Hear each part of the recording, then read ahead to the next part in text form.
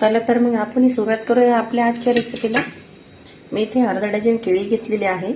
आमची गावाकडचीच केळी आहे ही।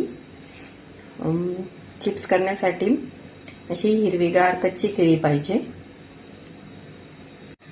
चला तर मग आपण सुरुवात करूया आपल्या आजच्या रेसिपीला। मी इथे अर्धा डझन केळी घेतलेली आहे। आमची गावाकडचीच केळी आहे ही। चिप्स करण्यासाठी अशी हिरवीगार कच्ची केळी पाहिजे। तुम्ही बघू शकता असे दोन्ही साइडने ते कट करून घ्यायचे।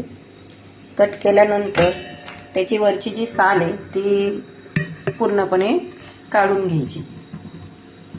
तुम्ही ती अशा पद्धतीने साळून पण काढू शकता। आणि हे बघा मधोमध असे कट करून घ्यायची साईज। तुम्ही हवे तर गोल पण करू शकतात, जशी पाहिजे तशी तुम्ही बनवू शकता। त्यानंतर तुम्ही त्याच्या अशा किसणीने चकल्या करून घ्या।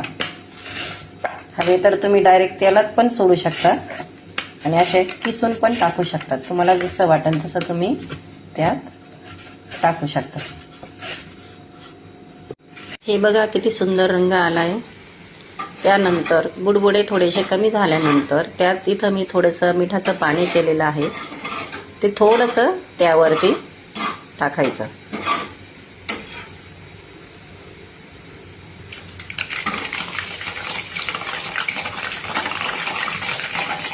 आणि ते पुन्हा एकदा छान मिक्स करून घ्यायचं। बघू शकता तुम्ही अशा पद्धतीने। हे बघा इथे आपले हे चिप्स तयार झालेले आहेत तळून। रंग बी बघा खूप छान आलेला आहे। आणि तुम्हाला मी याचा आवाज पण दाखवते। हे बघा